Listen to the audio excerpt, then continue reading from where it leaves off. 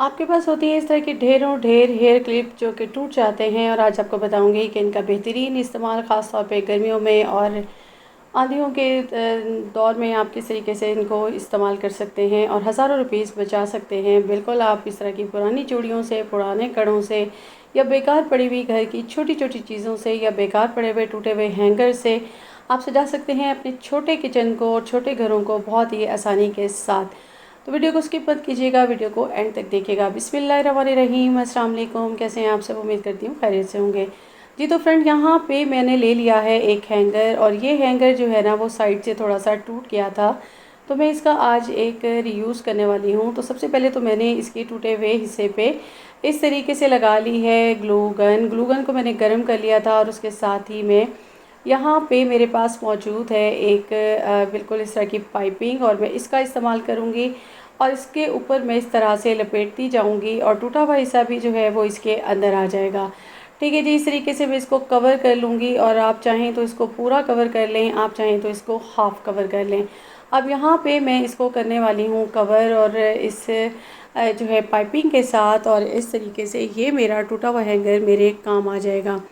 अच्छा, इस तरह की बहुत सारी ऐसी चीज़ें होती हैं जो कि आपके घर में मौजूद होती हैं, और आपके घर में स्पेस बहुत कम होती है, लेकिन आपने बहुत सारी चीज़ों को रखना होता है। ख़ास तौर पे छोटे घर हों, छोटे किचन हों, और आपके पास अलमारियाँ नहीं होती इतनी तादाद में कि आप उनमें चीज़ों को एडजस्ट कर सकें, तो आप इस तरह से यूज़ कर सकते हैं। यहाँ पे मेरे पास मौजूद थी ये स्क्वायर जो है वो चूड़ियाँ थी प्लास्टिक की, और इनको मैंने यहाँ पे बांध लिया है धागे की मदद से, और इस तरह से मैंने इनको आपस में अटैच कर लिया। अब ये मेरे किस काम आने वाले हैं? आपके पास काफ़ी सारे शिफॉन के दुपट्टे होते हैं, और आपके पास अलमारियाँ नहीं होती, और आपने उनको रखना होता है, और आप चाह रहे होते हैं कि आपके सामने भी हो जाए, तो इस तरीके से आप इसमें हैंग कर देंगे। अब ये कम स्पेस में बहुत आसानी से आ जाएंगे। अगर छोटी सी अलमारी है तो उसमें भी रख सकते हैं, वरना डोर की बैक पे इसको इस तरीके से आप लगा सकते हैं, और ये आपके हो गए हैं सेफ।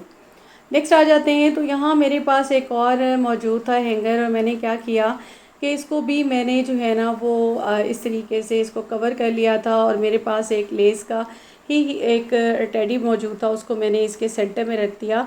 और मेरे पास मौजूद थे पर्दों वाले क्लिप, और उनको मैंने इसके अंदर इस तरह से लगा दिया। और आपके जो है ना हैंगिंग वाली जो है वो चीज़ें नहीं होती, अलमारियाँ नहीं होती कि आप किचन में रख सकें। जैसे मेरा छोटा किचन है, तो मैंने यहाँ पे कप सारे इस तरह से कर लिए, और अब इसको मैं लगा दूंगी बिल्कुल अपने किचन में, और ये मेरे इस तरह से हो जाएंगे हैं। इस तरह से आप कम स्पेस में आराम से अपनी चीज़ों को एडजस्ट कर सकते हैं। यहाँ पे मेरे पास एक स्टील का इस तरह से एक छोटा सा मौजूद था, जिसके दोनों साइडों पे जो है ना वो बिल्कुल होल था, और ये एक ग्लास टाइप था, लेकिन ये टूट गया था। मैंने ग्लू लगा ली इसके सेंटर में, और यहाँ पे मैंने एक डोरी को लेके सेंटर से फिक्स कर दिया, और ऊपर से मैंने इसको बांध दिया। अब ये मेरे किस काम आने वाला है? बिल्कुल जी, ये मेरे पास एक हैंगिंग बन गया है। और इस तरह के आपके पास जो है रैपिंग क्लिंग रैप मौजूद है, और इसको मैं इसके सेंटर में रख दूँगी। अभी इसको मैं कहीं भी हैंग कर दूँगी, बेशक मैं इसे किचन के बाहर कर दूँ या किचन के अंदर कर दूँ, तो इस तरीके से ये मेरा बिल्कुल सेव हो गया, और छोटी सी स्पेस में आराम से आ जाएगा। नेक्स्ट आ जाते हैं, बिल्कुल जी, अब जब भी चूल्हे साफ़ करते हैं ना, तो यही होता है कि आपके चूल्हे फिर से गंदे हो जाते हैं। तो आज हम इसका हल निकालने वाले हैं। हमारे पास यहाँ पे मौजूद है फॉइल। अब आप जो है आपके चूल्हे रोज़ रोज़ गंदे नहीं होंगे, और आप एक दफ़ा साफ़ करेंगे और मंथली आप इनको ईज़िली यूज़ कर सकेंगे। सबसे पहले तो यहाँ पे मैंने अपने चूल्हे को बिल्कुल साफ़ कर लिया था, उसके बाद मैंने इसको ड्राई कर लिया अच्छे से। अब ये मेरे पास मौजूद है फॉइल, और इसको मैं ले लूँगी, और इसकी साइजिंग का मैं इसको एक स्ट्रेट रख के और सेंटर के पार्ट का हिसाब लगा के मैं इसको कट कर लूँगी। इसकी चारों साइड जो है ना वो बिल्कुल नीचे की तरफ आनी चाहिए, और इसके ऊपर मैं इसको चढ़ा लूँगी। अब नेक्स्ट मेरी टिप ये है कि जब मैंने इसके सेंटर का करना है ना, तो मैंने क्या करना है, बहुत आराम से जो ये पार्ट होता है ना आपके बर्नर का, इसके ऊपर आपने इस तरह से प्रेस करते जाना है, और ये इजीली जो है सेंटर से आ जाएगा। तो आप इसको हटा लेंगे। इसी तरह से तीनों बर्नर पे आपने कर लेना है। फ्रंट के भी आपने इस तरीके से आराम से इसको एक सेंटर कट करना है, और ये सामने से भी आपके जो ये बटन्स होते हैं वो भी इजीली आ जाएंगे। अब आप इसको आराम से इस पर लगा दें। नेक्स्ट है कि जब आपने इसके ऊपर वाले ये बर्नर रखने होते हैं, ये चूल्हे के जो ये स्टैंड होते हैं, तो इसका बहुत आसान सा तरीका है कि आपने इस तरीके से जो इसके होल होते हैं ना उसको आपने पता करना है।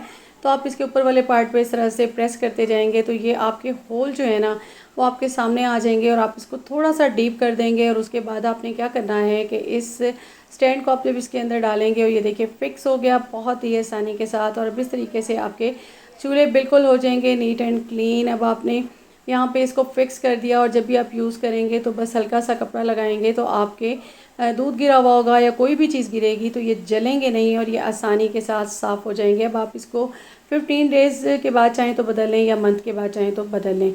इस तरह के आपके पास हेयर क्लिप्स होते हैं काफ़ी सारे। अक्सर क्या होता है कि इनके ऊपर के हैंडल टूट जाते हैं या नीचे से एक दो इनकी दंदाने टूट जाते हैं, तो आप इसको फेंक देते हैं या फिर आपके न्यू भी हों तो आप इसका एक सेकंड यूज़ क्या कर सकते हैं। जब भी आप कपड़े धोते हैं आपके पास क्लॉथ क्लिप अक्सर नहीं होते और आपके पास हेयर कैचर जो है ना वो ढेरों ढेर मौजूद होते हैं, हर साइज़ के होते हैं। और अक्सर यही होता है कि जब भी आप जो है ना गर्मियों में ख़ास तौर पे आंधियाँ ज़्यादा आती हैं, हवाएं ज़्यादा चलती हैं, जब भी आप कपड़े धो रहे होते हैं तो क्या होता है, ख़ास तौर पे इस तरह के आपके पतले दुपट्टे होते हैं, लॉन के कपड़े होते हैं तो वो सूखते ही उड़ने लगते हैं। तो आपने क्या करना है, इस तरह से ओवरलैप कर लें कपड़े को दूसरे के ऊपर। और उसके बाद आपने क्या करना है, इस हेयर क्लिप को ले लेना है। क्लॉथ क्लिप नहीं है तो कोई बात नहीं, आप हेयर क्लिप का इस्तेमाल कर सकते हैं इस तरह से। इसको आप अपने बालों में भी यूज़ कीजिए और उसके बाद आप इसको इस तरीके से क्लॉथ पे भी यूज़ कर सकते हैं। अब आपके सारे क्लॉथ पे आप इस तरह से लगा देंगे और ये हवाएं भी चलेंगी तो आप देखेंगे कि आपके बहुत आसानी के साथ सूख भी जाएंगे और उड़ेंगे भी नहीं। अब जिस तरह के मैंने कपड़े धोए थे तो यहाँ पे मैं बिल्कुल इनको ओवरलैप करके ये लगाती जाऊँगी। और कपड़े धोने के बाद यहाँ पे हवा चलना स्टार्ट हो गई थी तो मुझे भी यही था कि मेरे कपड़े भी, क्योंकि मैं चाह रही थी कि जल्दी से सूख जाएं और साथ में धूप भी थी, हवा भी थी और ये उड़ें भी नहीं, तो इस तरीके से मैंने इनको लगा दिया और इनका एक बेस्ट यूज़ हो गया। आपकी अगर टूटी भी हों तो इनको भी आप इस तरह से यूज़ कर सकते हैं। यहाँ पे मैंने एक ऑर्गेनाइज़र बनाया है और इसके भी मैं आपके साथ शेयर करूँगी। जब भी आप ये क्लॉथ क्लिप आपके पास हों और आप एक ऑर्गेनाइज़र बनाएं तो उसको आप हमेशा ही लगाएंगे इस तरह से मशीन के साथ। और इसके दो काम होने वाले हैं, एक तो आपकी ये क्लॉथ क्लिप सामने आ जाएंगी, सेकेंडली आप जब भी कपड़े धो रहे होते हैं ना तो क्या होता है कि आसपास कोई भी ऐसा हैंगर नहीं होता जहाँ पे आप अपने स्विच को रखें, स्विच नीचे जाता है तो पानी में गीला हो जाता है। तो यहाँ पे मैं इसको इसके अंदर डाल दूँगी और इस तरीके से मेरा सेफ़ हो जाएगा, मैं आराम से कपड़े धोऊँगी, फिर जब भी उतारना होगा इसको उतार के इसके अंदर डाल दूँगी।